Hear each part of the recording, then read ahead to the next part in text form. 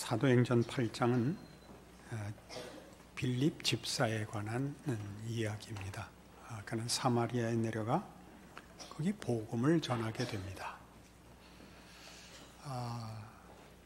이 사도행전을 주의해 보시면 앞장 7장은 스데반의 설교와 스데반의 순교입니다.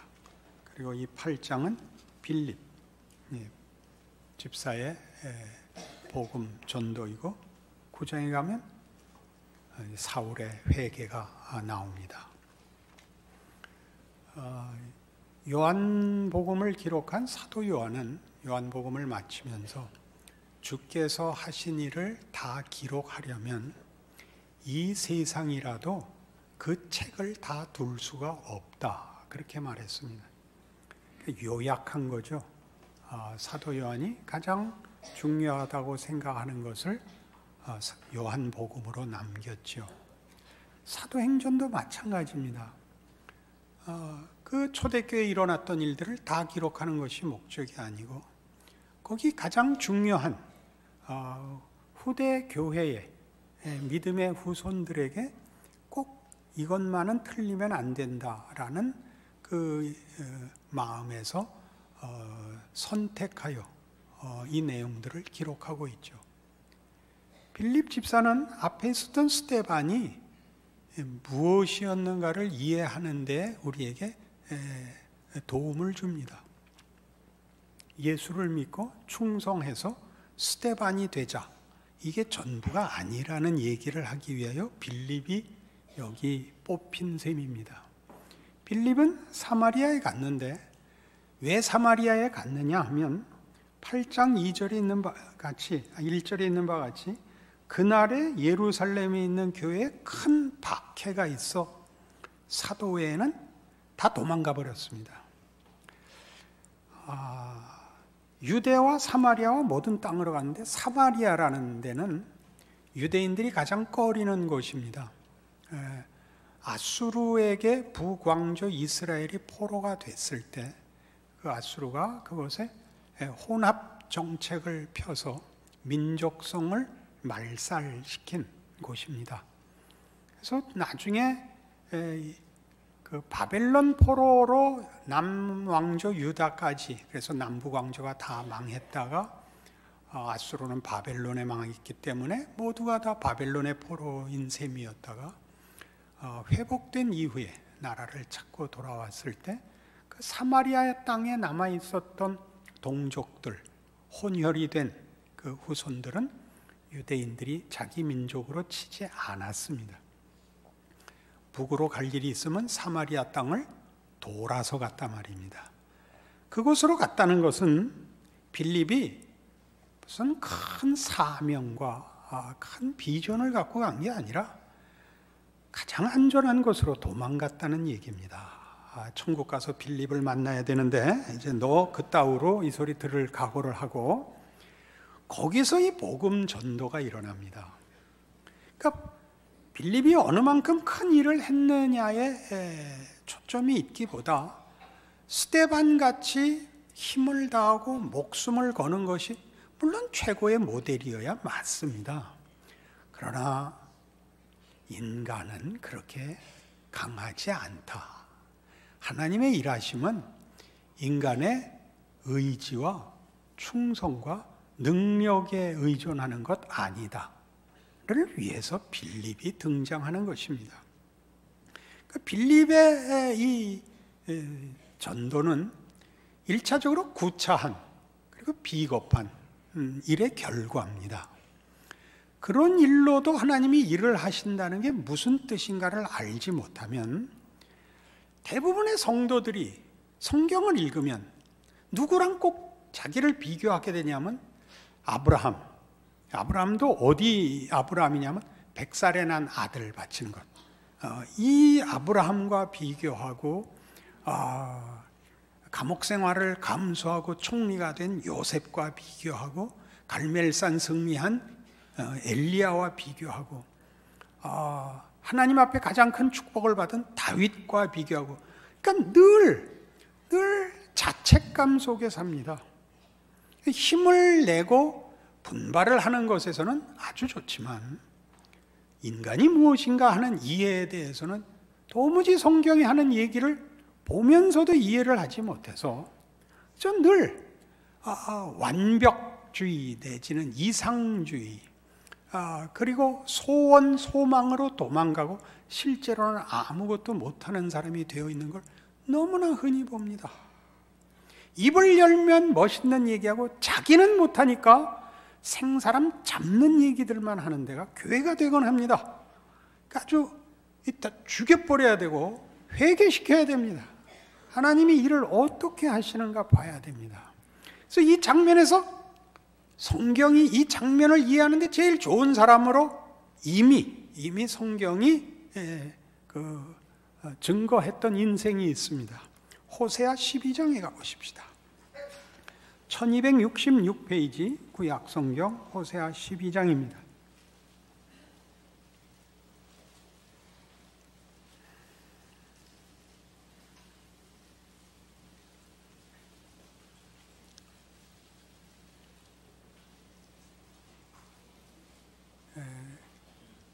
솔로몬 이후에 이스라엘은 남북왕조로 갈라집니다. 북왕조는 이스라엘이라는 이름을 가지고, 왜냐하면 12지파 중에 10지파가 북왕조를 세웠기 때문이고, 남왕조는 유다라는 이름을 가지게 되는데 유다와 베냐민 두 개의 지파가 남왕조를 이루는데 유다 지파가 워낙 커서 이름을 유다라고 가지게 됩니다. 이 북왕조 이스라엘은 그 가장 주축이 되는 지파가 에브라임 지파이기 때문에 12장 1절 보시면 에브라임은 바람을 먹으며 동풍을 따라가서 종일토록 거짓과 포악을 더하여 아수르와 계약을 맺고 기름을 애굽에 보내도다. 북왕조 이스라엘은 정치적으로 나라의 그 존재를 연장하려고 생존을 위하여 외교 정책에 힘을 기울입니다. 그리하여 아수르와 화친하고 애굽과 화친해서 그 정치적, 외교적, 또 경제적 차원에서 국가를 지탱하려 애써서 하나님과의 관계를 소홀히 합니다. 또 거역합니다. 꾸짖는 대목입니다. 여호와께서 유다와 논쟁하시고 야곱을 그 행실대로 벌하시며 그의 행위대로 그에게 보응하시리라. 이스라엘의 멸망과 남왕조 유다의 멸망을 경고하시는 장면인데, 에브라임, 유다, 그러다 야곱 이렇게 나옵니다. 여기서 야곱이 나오는 이유는 이스라엘이라는 민족의 이름이 야곱의 이름이기 때문입니다. 잘 아시는 대로 야복나루 씨름 이후로 하나님이 야곱의 이름을 이스라엘로 바꿔주셨습니다. 내가 사람으로 더불어 하나님과 겨루어 이기었기 때문에 하나님과 겨루어 이긴 자라는 이스라엘이라는 이름을 주었습니다.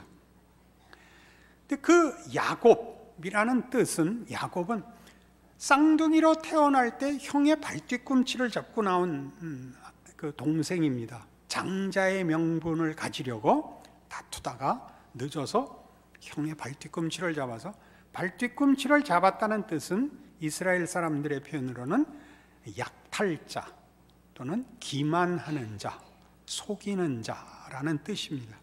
그러니까 야곱이라는 이름은 야곱이 어떤 자인가를 잘 드러내는 이름입니다. 그는 속이는 자입니다. 훔치는 자입니다.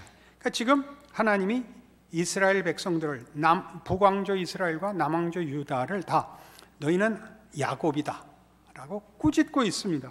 근데 그것을 3절에 야곱은 못해서 그의 형의 발 뒤꿈치를 잡았고 또 힘으로는 하나님과 겨루되 천사와 겨루어 이기고 울며 그에게 간구하였으며 하나님은 베델에서 그를 만나셨고 거기에서 우리에게 말씀하셨나니 여호와는 만군의 하나님이시라. 여호와는 그를 기억하게 하는 이름이니라. 이렇게 경고가 알듯 말듯하게 되어 있습니다. 너희는 야곱같이 군다. 하나님에게 저항하고 배신하고 기만하는 자로 살고 있다라는 데서 야곱이 등장해서 야곱이 누군가를 확인시킵니다. 그는 형의 발뒤꿈치를 잡았고 하나님과 겨룬 자다. 하나님께 저항한 자다. 그래놓고 4절에 보듯이 천사와 겨루어 이기고 울며, 여기서 천사는 그 신인 동형적 표현입니다. 하나님의 현현을 하나님이라고 표현할 때가 있고 천사라고 표현할 때가 있습니다. 초월자라는 뜻으로 표현할 때 이렇게 씁니다. 이기고 울며, 이기고라는 건 포기하지 않고 끝까지 저항했다는 뜻이며, 울었다는 것은 다시 포기했다는 뜻이죠. 끝까지 고집을 꺾지 않았으나 결국은 무릎을 꿇어 축복을 구했다라고 얘기합니다.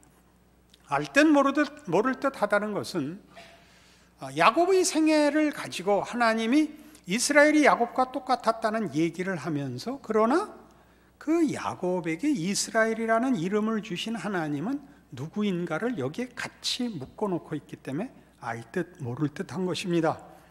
여호와는 만군의 하나님이시라. 여호와는 그를 기억하게 하는 이름이니라로 이제 넘어가서, 그런즉 너희 하나님께로 돌아와서 인애와 정의를 지키며 항상 너희 하나님을 바랄지니라가 됩니다. 이 순서는 야곱으로 부르며 꾸짖고 경책하시는 하나님의 지적이 야곱이라는 이름 속에 충분히 녹아 있습니다. 그러나 야곱의 행위를 꾸짖는 하나님은 누구신가 해서 베델에서 야곱을 만나 주신 하나님이랍니다. 천사와 겨룬 것은 베델에서 하나님이 야곱을 만나신 20년 후입니다. 시간적으로 베델이 먼저죠. 야곱이 형의 장자의 명분을 팥죽으로 사고 아버지의 축복을 엄마와 짜고 거짓으로 아버지를 속여 그 축복을 얻어내자 형이 죽이려고 합니다. 그래서 도망가죠. 하란으로 도망을 갑니다. 제게는 빌립이 핍박을 받자 사마리아로 도망가는 것이 야곱이 도망가는 것과 방불해 보인다, 그런 뜻입니다. 근데 그 도망가는 자리에 하나님이 나타나서 야곱을 만나 주십니다. 야곱이 회개하여 돌아와 하나님을 찾자 만나 주시는 것이 아니라 자신의 기만과 그 약탈성을 가지고 자기 인생을 자기 마음대로 주장하는 그때, 하나님을 외면한 그때 하나님이 야곱을 만나셔서 창세기 28장 찾아보셔야 됩니다. 중요한 말씀이 나오기 때문입니다. 구약 성경 첫 책입니다. 창세기 28장 10절. 야곱이 브엘세바에서 떠나 하란으로 향하여 가더니 한 곳에 이르러는 해가 진지라. 거기서 유숙하려고 그곳에 한 돌을 가져다가 베개로 삼고 거기 누워 자더니 꿈에 본즉 사닥다리가 땅 위에 서 있는데 그 꼭대기에 기가 하늘에 닿았고, 또 본즉 하나님의 사자들이 그 위에서 오르락내리락 하고, 또 본즉 여호와께서 그 위에 서서 이르시되 나는 여호와니 너의 조부 아브라함의 하나님이요 이삭의 하나님이라. 네가 누워있는 땅을 내가 너와 네 자손에게 주리니 네 자손이 땅의 티끌같이 되어서 네가 서쪽과 동쪽과 북쪽과 남쪽으로 퍼져 나갈지며 땅의 모든 족속이 너와 네 자손으로 말미암아 복을 받으리라 라는 엄청난 복을 약속하십니다. 그리고 15절에 기묘한 말씀이 나옵니다. 기억해 두셔야 됩니다. 내가 너와 함께 있어 네가 어디로 가든지 너를 지키며 너를 이끌어 이 땅으로 돌아오게 할지라. 내가 네게 허락한 것을 다 이루기까지 너를 떠나지 아니하리라. 이건 엄청난 약속이죠. 지금 야곱은 하나님 외면하고 신앙의 길을 외면하고 자기 인생을 자기 손으로 이루기 위하여 모든 속임수와 거짓을 다 행한 후에 피난 가는 길입니다. 그리고 피난 가서 20년 동안 외삼촌 집에서 거부가 됩니다. 돌아올 때 외삼촌의 집에서 이제 미움을 받아 더 있을 수가 없게 돼서 돌아옵니다. 돌아오면서 보니까 형이 자기를 기다리고 있고 아직도 복수의 칼을 갈고 있다는 사실을 알게 됩니다. 약복나루에 서게 되죠. 모든 소유를 앞서 보내고 야곱은 홀로 남았더니 어떤 사람이 야곱과 더불어 날이 새도록 씨름을 한지라. 그 사람이 야곱을 이길 수 없음을 보고 이르되 나로 가게 하라. 나로 가게 하라. 아닙니다. 나에게 축복하시지 않으면 보낼 수 없습니다. 라는 약복나루의 씨름이 나오죠. 그 사람이 묻습니다. 내 이름이 뭐냐? 야곱입니다. 고백이 나오죠. 그 고백은 자신의 한계와 자신의 능력과 존재의 근거가 자신에게 없음을 아는 고백이 나오죠. 그리하여 하나님이 그에게 다시는 내 이름을 야곱이라 하지 말고 이스라엘이라 하라 하는 복된 이름을 받습니다. 하나님과 더불어 겨루어 이기었음이니라. 뭘 이겼을까요? 도망가고 속이고 끝까지 버티고 하나님이 그의 환도뼈를 쳐서 엎어진 다음에야 자신의 실체를 깨닫고 엎드린 자에게 하나님이 주신 이 일은 도대체 뭘까요? 그 축복은. 우리는 히브리서 2장에서 이 문제에 대한 어떤 답을 얻습니다. 신약성경 354페이지입니다.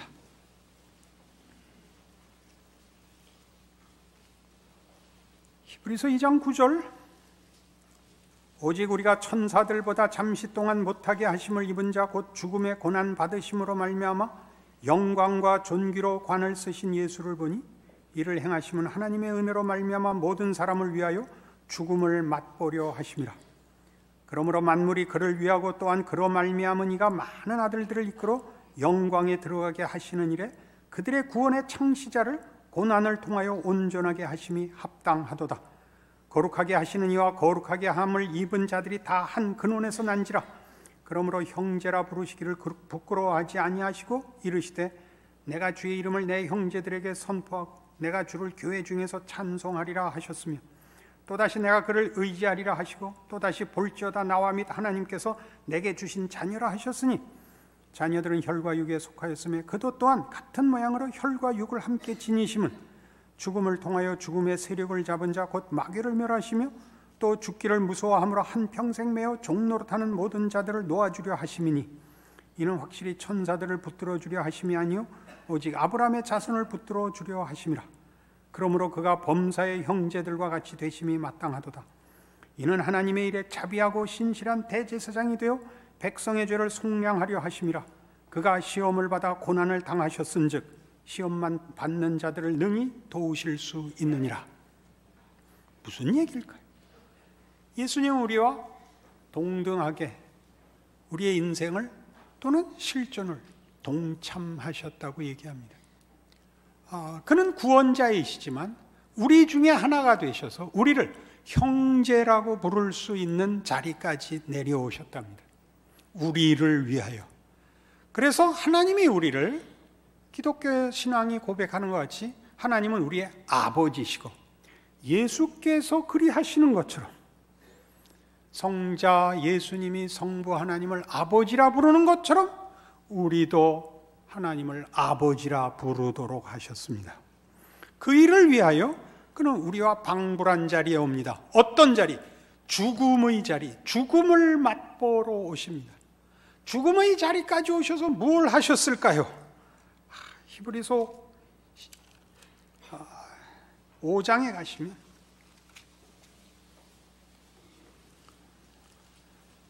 (7절에) 그는 육체에 계실 때 자기를 죽음에서 능히 구원하실 이에게 심한 통곡과 눈물로 간구와 소원을 올렸고 그의 경건하심으로 말미암아 들으심을 얻었느니라. 그가 아들이시면서도 받으신 고난으로 순종함을 배워서 온전하게 되셨은즉 자기에게 순종하는 모든 자에게 영원한 구원의 근원이 되시고 하나님께 멜기세덱의 반차를 따른 대제사장이라 칭하심을 받으셨느니라.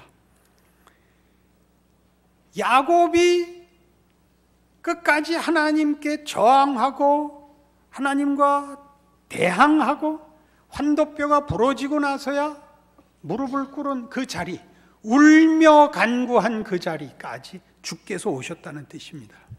울며 하는 간구한 자리까지.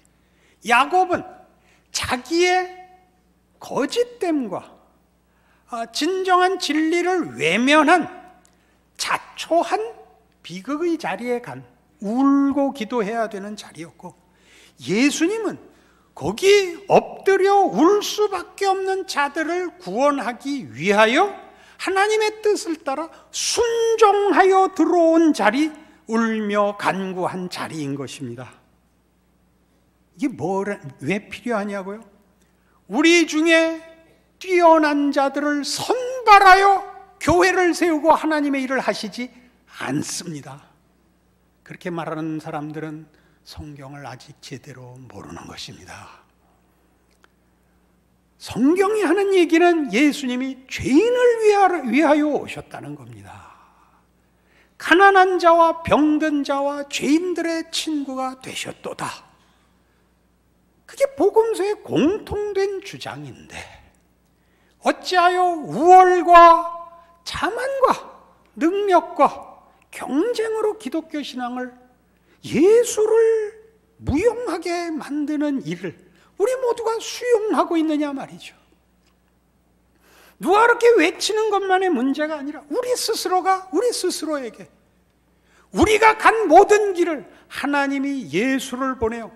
내가 하나님 앞에 당연히 순종하여 복받아야 할 길을 가지 않고 외면하여 부패와 오염과 형벌과 저주의 길을 갔습니다.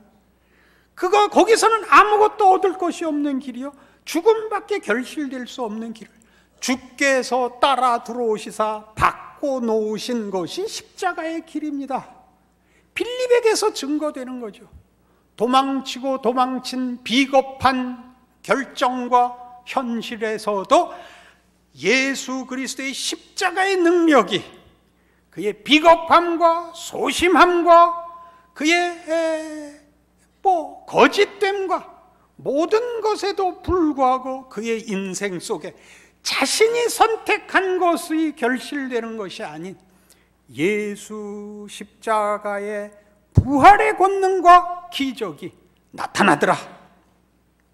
너희 스데반을 보고 각오, 결심, 순교 이렇게 가는 것이 최고라고 여기지 말라고 스데반에 딱 붙여 빌립을 써놨단 말입니다.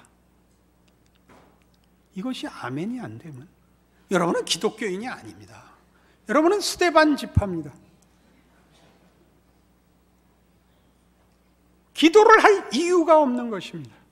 그러니 다시 호세아 12장에 돌아가 보십시오. 다시 알 듯 모를 듯한 이 경고가 무엇인가 보십시오. 다시 볼까요? 1266페이지 호세아 12장 1절. 에브라임은 바람을 먹으며 동풍을 따라가서 종일토록 거짓과 포악을 더하여 아수르와 계약을 맺고 기름을 애굽에 보내도다. 야곱이 한 짓과 똑같습니다. 여호와께서 유다와 논쟁하시고 야곱을 그 행실대로 벌하시며 그의 행위대로 그에게 보응하시리라. 야곱은 못해서 그의 형의 발 뒤꿈치를 잡았고 또 힘으로는 하나님과 겨루되 천사와 겨루어 이기고, 거기까지 다 야곱이 잘못한 것입니다. 그러나 결국 하나님이 그의 한계를 깨우치시죠. 울며 그에게 간구하였으며, 간구한 그 대상은 누굽니까? 이 일의 시작, 항복 이전, 자기 인생이 자기 손에 있는 줄로 알았던 그 시대에, 그 시기에 이미 나타나 약속하신 그 하나님, 하나님은 베델에서 그를 만나셨고 거기에서 우리에게 말씀하셨습니다. 뭐라고요? 네가 어디로 가든지 내가 항상 너와 함께 있어. 네게 약속한 모든 것을 이루기까지 너를 떠나지 아니하리라. 예수 그리스도의 성육신입니다. 우리의 죽음의 자리까지 따라왔고 우리가 저지른 모든 일들을 반전시키시는 부활 생명입니다. 다른 복음은 없습니다. 잘난 척 하려면 딴 데 가서 잘난 척 하십시오. 이것이 아멘이 안 되고 감사가 안 되면 여러분은 기독교를 모욕하는 겁니다. 하나님이 힘이 없어서 죽은 것이 되고 맙니다. 성질은 왜 부리세요? 왜 부렸을까요? 은혜를 막으니까 성질이 나죠. 은혜를 막으니까. 이어 나옵니다. 여호와는 만군의 하나님이시라. 여호와는 그를 기억하게 하는 이름이라. 여호와는 언제 등장된, 언제 나타난 이름이죠? 모세에게 준 이름입니다. 나는 너희 조상의 하나님이니 곧 너희 조상 아브라함의 하나님, 이삭의 하나님, 야곱의 하나님이니라. 당신의 이름이 무엇입니까? 나는 스스로 있는 자 아니라. 출애굽기 할 때 했습니다. 이게 무슨 뜻이라고요? 나는 늘 나일 수밖에 없는 나다. 하나님은 하나님이신 것을 어떤 조건과 이해관계로 영향받지 않으시는 분입니다. 여호와는 자비롭고 은혜롭고 노하기를 더디하고 인자와 진실이 많은 하나님이십니다. 죄인들을 위하여 그 아들을 보내사 우리 대신 십자가에 못 박으셔 우리의 모든 죽음을 예수 안에서 부활로 돌이키신 분입니다. 그러니 이스라엘이라는 이름은 이제 이렇게 이해되는 거죠. 우리가 저지른 모든 일, 하나님과 대항하며 거부한 그 일마저도 하나님이 쫓아 들어와 반전시켜 승리와 영광을 만들어내시는 하나님을 기억해 하는 이름, 약속. 내가 사람으로 하나님과 겨루어 이겼기 때문에 이 이름을 주노라. 누가 이긴 걸까요? 하나님이 이기셨죠. 누구에게 그 승리를 주죠? 야곱에게 줬죠. 누가 주죠? 베델에서 말씀하신 하나님이 주시죠. 내가 네게 복을 줘. 네가 어디로 가든지 항상 너와 함께 있어. 내가 네게 약속한 것을 다 이루기까지 너를 떠나지 아니하리라. 구약 아닙니까? 옛 약속, 신약, 새로운 약속. 일관된 하나님이 우리의 하나님 되시고 우리는 그의 백성 되어 하나님의 영광을 증거하는 존재와 운명과 승리를 가지는 것, 기독교의 복음입니다. 그래서 빌립이 여기 등장하는 것입니다. 우린 그 안에서 야곱과 이스라엘을 보는 것입니다. 우리의 인생도 동일할 것입니다. 우리가 보는 야곱과 하나님의 약속인 이스라엘을 우리가 우리 안에서 확인할 것입니다. 베델에서 약속하신 하나님을, 아니 예수와 그의 십자가에서 하신 약속을 우리 인생에서 볼 것입니다.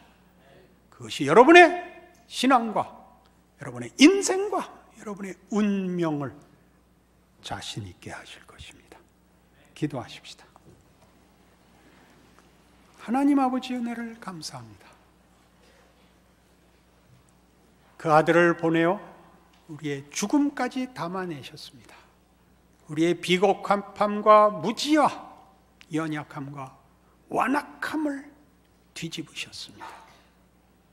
우리의 자책은 예수를 모르는 탓입니다. 우리의 절망은 하나님을 모르는 탓입니다. 예수를 믿는다는 말이 갖는 힘을 알게 하옵소서. 믿음을 가지고 살게 하옵소서.